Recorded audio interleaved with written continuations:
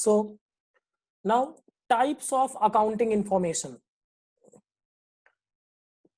किस तरीके की अकाउंटिंग इंफॉर्मेशन हो सकती है। सो तीन तरह की बेसिकली अकाउंटिंग इंफॉर्मेशन होती है। एक ऐसी इंफॉर्मेशन होती है जो आपको ये बताएगा कि आपका प्रॉफिट एंड लॉस कितना हुआ। दूसरा इंफॉर्मेशन ये बताएगा कि आपकी एसेट्स और लाइबिलिटीज कितनी है। एंड द थर्ड इंफॉर्मेशन आपको बताएगा कि आपके ऑर्गेनाइजेशन में कैश का इनफ्लो कितना है एंड कैश का आउटफ्लो कितना है। ठीक है, तो इंफॉर्मेशन रिलेटिंग टू प्रॉफिट और loss, that is income statement, ये आपको क्या बताएगा कि नेट प्रॉफिट कितना हुआ है आपके बिजनेस ऑपरेशन से।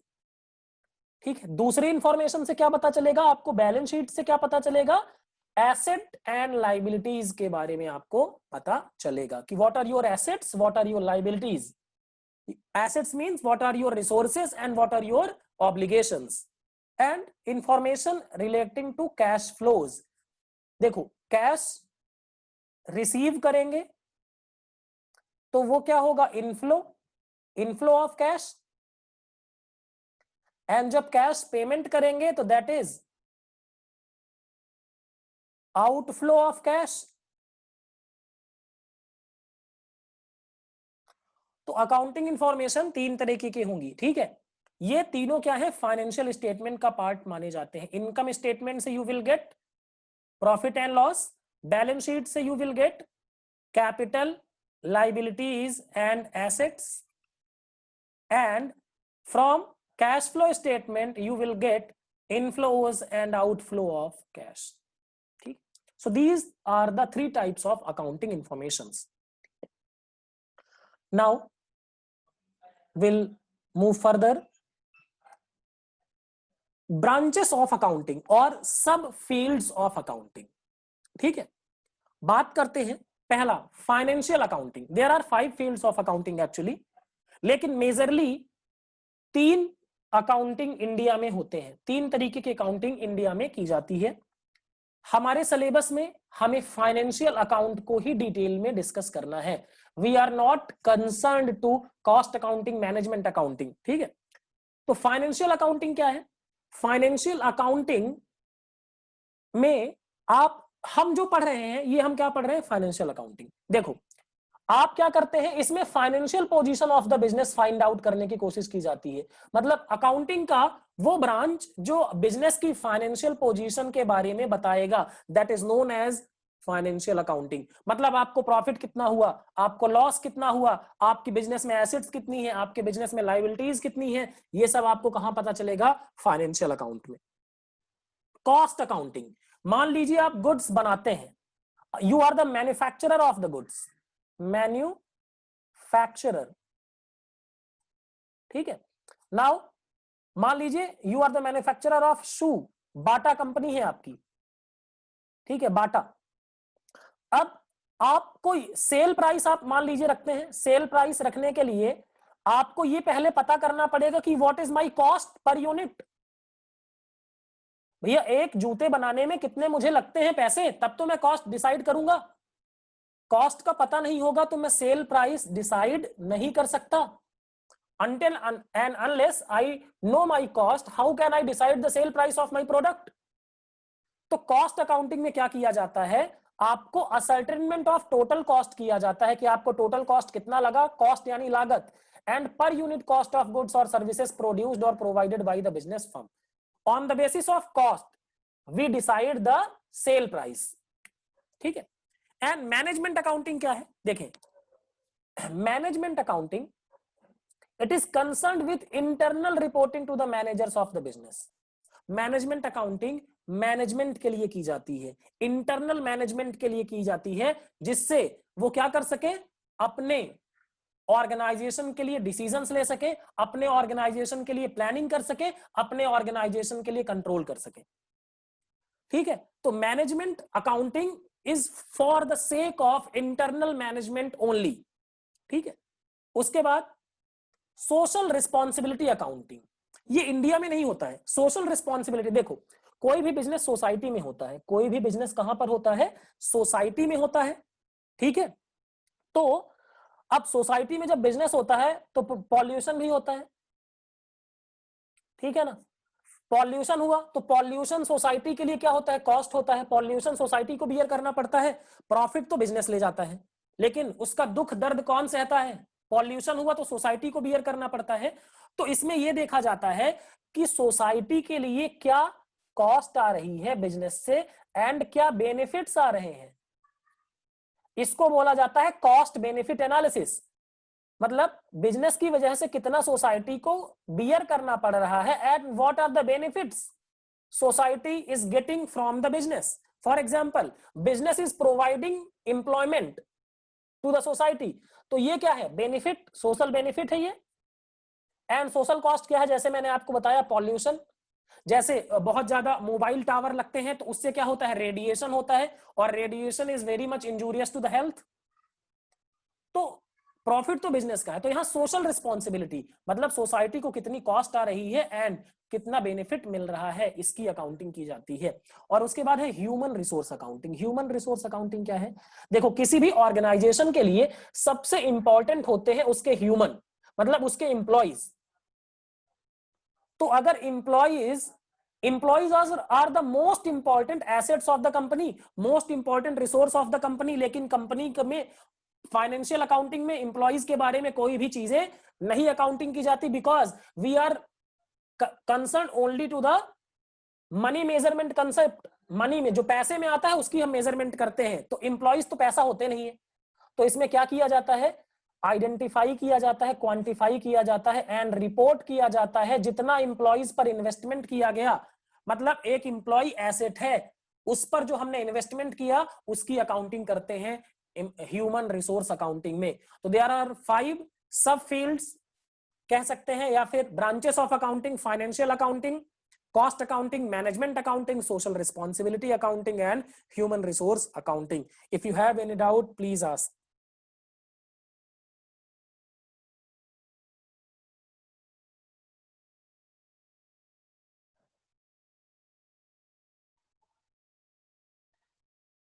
Fifth point, human resource accounting. Okay listen, what is human resource accounting, मैंने आपको बताया ना, employees are the human resource and employees are the most important resource of the company. Employees are the most important resource of the company. So here we recognize employees and our assets. Employees as our asset, because employees are going to do work for me. मैंने employees पे खर्चा किया, देखो training पर expense होता है, training पर cost आती है, तो उस इन्वेस्टमेंट को what ever the investment is made up for the employees of the company that will be recorded. तो ह्यूमन रिसोर्स अकाउंटिंग में कुल मिला के समझो एम्प्लॉइज को रिकॉग्नाइज किया जाता है। First and second, it is very difficult to repeat everything, you can watch in recording. Financial accounting is done for the ascertaining the profit and loss of the business and present the financial position, मतलब कितनी assets है कितनी liability. Cost accounting क्यों की जाती है, जिससे हमें कॉस्ट पर यूनिट पता चल सके, हमारे प्रोडक्ट को मैन्युफैक्चर करने की, प्रोडक्ट की मैन्युफैक्चरिंग करने की कॉस्ट कहां पर आएगी, रिसर्च एंड डेवलपमेंट किस अकाउंटिंग में आएगा, रिसर्च एंड डेवलपमेंट का फाइनेंशियल अकाउंट में ही आता है, research and development financial account में ही आता है। Mohammad Salim, I think now you are clear. एक डाउट है कि रिसर्च एंड डेवलपमेंट कहां पर आता है, रिसर्च एंड डेवलपमेंट के लिए फाइनेंशियल अकाउंटिंग में ही अकाउंटिंग की जाती है।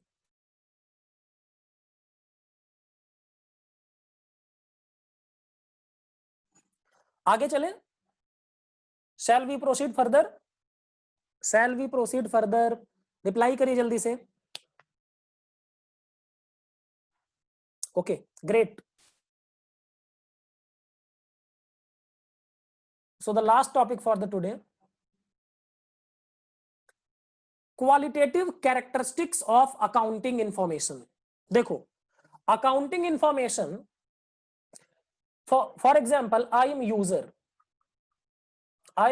of the information, I will use information and I will take certain kind of decision by using this information. So what should be the qualities of the information, ठीक है, तो accounting information से user take certain kind of decision. So what qualitative characteristics accounting information should possess और financial information should possess. तो पहली चीज है, 4 qualitative characteristics होने चाहिए. अंडरस्टैंडेबिलिटी. अंडरस्टैंडेबिलिटी मतलब आप इंफॉर्मेशन को इस तरीके से प्रेजेंट करिए कि यूजर इजीली समझ सके. जिसके पास अकाउंटिंग समझने का थोड़ा सा सेंस है, जो फाइनेंशियली थोड़ा सा लिटरेट है, वो आपकी अकाउंटिंग इंफॉर्मेशन को इजीली अंडरस्टैंड कर सके, इजीली ग्रैस्प कर सके. दूसरा है रेलेवेंस. रेलेवेंस का मतलब क्या है? अकाउंटिंग इंफॉर्मेशन इररिलेवेंट नहीं होनी चाहिए. इररिलेवेंट मतलब देखो, accounting information should be available on the time. On the time आनी चाहिए. मतलब देखो, ईयर 2020 का प्रॉफिट आप बता रहे हैं ईयर 2030 में. 2030 में इट इज इररिलेवेंट. 2030 में 2020 का प्रॉफिट क्या है? 2020 का प्रॉफिट इररिलेवेंट है. It should be presented in year 2021. तो यहां पर रिलेवेंट होगा. तो आप क्या करें? रिलेवेंस मतलब आपकी अकाउंटिंग इंफॉर्मेशन ऑन टाइम होनी चाहिए. ऐसा नहीं हो कि समय निकलने के बाद पता चले. फॉर एग्जाम्पल, मैं आपको एक एग्जाम्पल देता हूं. एक पर्सन था, वो सिक है, बीमार है. तो उसकी रिपोर्ट कब चाहिए आपको? जब वो डॉक्टर उसका ट्रीटमेंट कर रहे हैं. उसकी डेथ हो गई. उसकी डेथ हो गई. डेथ होने के बाद रिपोर्ट किसी काम की है क्या? डेथ होने के बाद आप उसकी रिपोर्ट दे रहे हैं. Now it is all things are relevant. All things are irrelevant. अगर किसी पर्सन की डेथ हो गई तो जितनी भी मेडिकल आपने रिपोर्ट्स थी वो इररिलेवेंट हो गई. इसी तरीके से बिजनेस में रिपोर्ट्स ऑन टाइम आनी चाहिए, इंफॉर्मेशन ऑन टाइम आनी चाहिए. ठीक है. उसके बाद है रिलायबिलिटी. रिलायबिलिटी का मतलब होता है आपकी ऐसी इंफॉर्मेशन हो जिस पर यकीन किया जा सके, जिस पर ट्रस्ट किया जा सके. और ट्रस्ट कब किया जा सकेगा? जब your information is based upon the facts. आपकी इंफॉर्मेशन डॉक्यूमेंट पर बेस्ड है. आपकी इंफॉर्मेशन में कोई भी मटेरियल एरर नहीं है. मटेरियल एरर यानी कोई भी मेजर एरर नहीं है आपके अकाउंट्स में. तो हम क्या करेंगे? उसको एक्सेप्ट कर लेंगे, रिलायबल मानेंगे. फ्री फ्रॉम बायस यानी उसमें आपने मैन्युपुलेशन नहीं किया हुआ है. मैन्युपुलेशन. ठीक है. If the data is manipulated, if the information is manipulated, that can never be treated as reliable. जो चीज मैनिपुलेटेड है हम उसको रिलायबल नहीं मान सकते. उसके बाद है कंपैरेटिबिलिटी. कंपैरेटिबिलिटी ये क्या है? देखो, मैं अभी आपको एग्जांपल दिया कि ऐसी इंफॉर्मेशन हो जिसको हम कंपेयर कर सकें. कंपेयर कैसे कर सकें? सुनना. मैंने अभी आपको बताया था 2017, 2018, 2019, 2020. यहां पर सेल्स है. सेल्स है मान लो 10 लाख, 15 लाख, 18 लाख एंड 20 लाख. तो we can compare the sale of 2017 with 2018, 19 and 20. So this is the comparison. ठीक है ना. बिजनेस अपना कंपैरिजन कर सके प्रीवियस ईयर के फिगर से, उसको क्या बोलेंगे? उसको बोलेंगे comparability. And with other firms data as well. मान लो यहां पर एग्जांपल दे रहा हूं, ये है रिलायंस एंड ये है टाटा. तो यहां इनका 2020 में मान लो रिलायंस का सेल था 1000 करोड़ एंड 2020 में टाटा का सेल्स था, आप मान लेते हैं 800 करोड़. तो now we can compare the sale of Reliance and Tata. 2020 में हम रिलायंस एंड डेटा का सेल क्या, टाटा का सेल क्या कर सकते हैं? We can easily compare. So these are the 4 basic qualitative characteristics. Qualitative characteristics यानी एक अकाउंटिंग इंफॉर्मेशन में these qualities should be there. कोई डाउट हो तो जल्दी से रिप्लाई करके पूछिए. आज हमने जो डिस्कस किया उसमें किसी को भी किसी तरीके का डाउट, जल्दी से. Quick reply is required.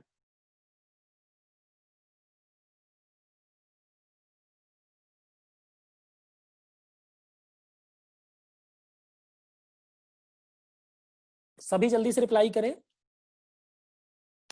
3 reliability.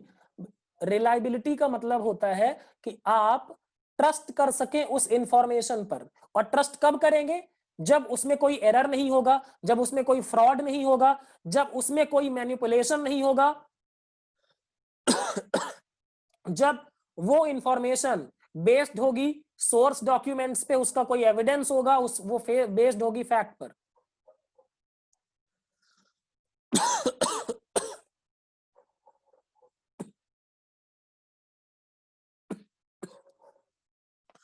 Okay, हम एक 5 मिनट में अभी तक हमने जो कल से पढ़ा वो हम डिस्कस कर लेते हैं जल्दी से।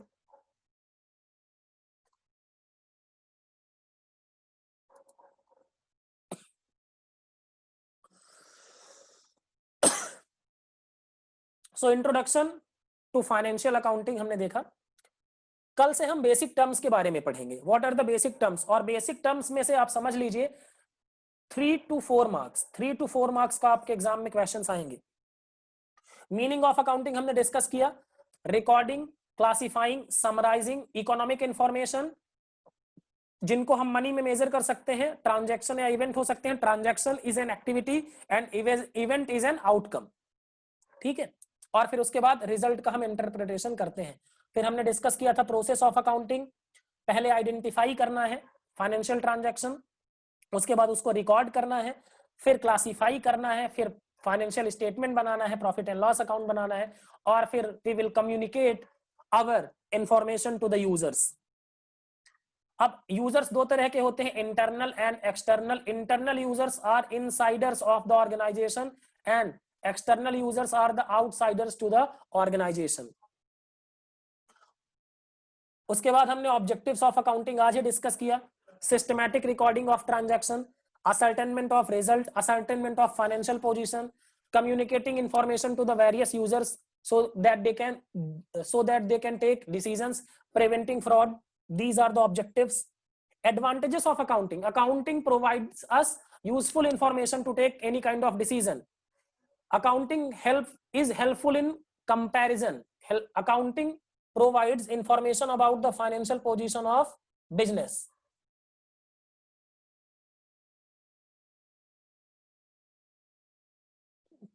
Listen, I will send the multiple choice question to you. ठीक है ना? Within 1 or 2 days I will send you and you have to attempt your questions and then I will discuss with you all. Is it okay? Mohammad Ashraf का सवाल है कि किस तरीके के क्वेश्चन आ सकते हैं। All the expected question I will send to you.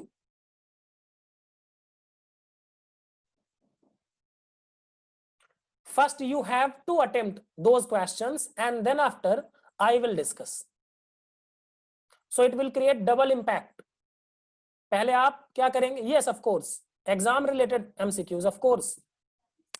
We will focus towards exam only ना, तो हम एग्जाम से रिलेटेड चीजें ही देखेंगे. So don't worry about it. We will do our best. बस आप सपोर्ट करते रहिएगा. आपके डाउट हैं आप क्लियर करा लीजिएगा, आप पूछ लीजिएगा, इंस्टेंटली चीजें हो जाएंगी. ओके.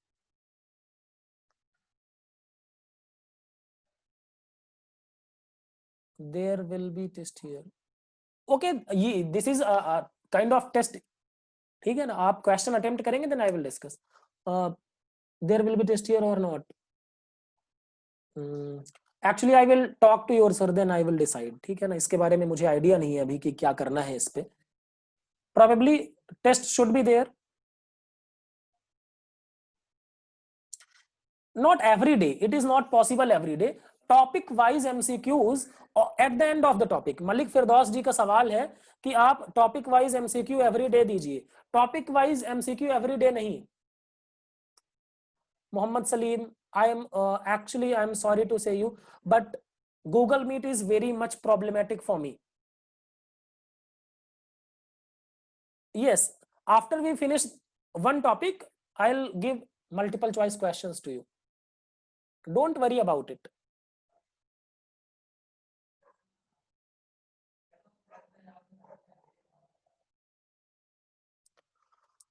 Okay.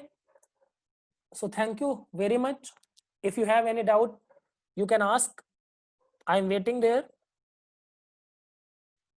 हाँ, फीडबैक आप जरूर दे दें कि आपको मेरा पढ़ाया हुआ कल से आज तक में कुछ समझ में आया कि नहीं आया। Please everyone, this is my kind request to you, please give feedback, it is very much.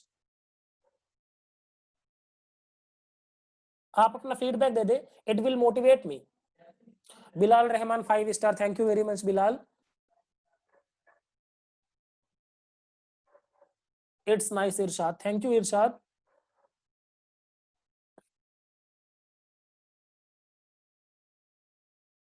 Mohammad Salim good, thank you. Adil nice, okay okay.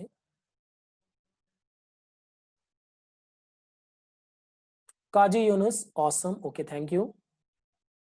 Mohammad Ashraf, on scale of 10 I will give 9, okay.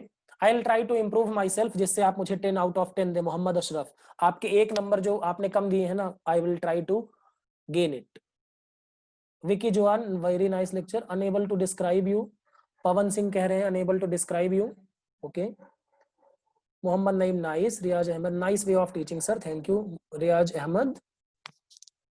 So thank you very much for your words, thank you very much for your motivation. आप मुझे ऐसे feedback देते रहेंगे तो I will try to improve my self, और जिससे हम दोनों बेहतर काम कर सकेंगे। Nisarul Islam, honestly good lecture, keep going on, thank you Nisar. Anees Baig, nice कह रहे हैं, अच्छा thank you everyone, thank you. आप अगर इस तरीके से मोटिवेट करते रहेंगे, आप भी चीजों को पढ़ते जाइए और हम भी यहाँ पर चीजों को बेहतर करते जाएंगे, जिससे आप सभी का सिलेक्शन हो जाए, ठीक है ना। May God bless you all, thank you very much, good night everyone.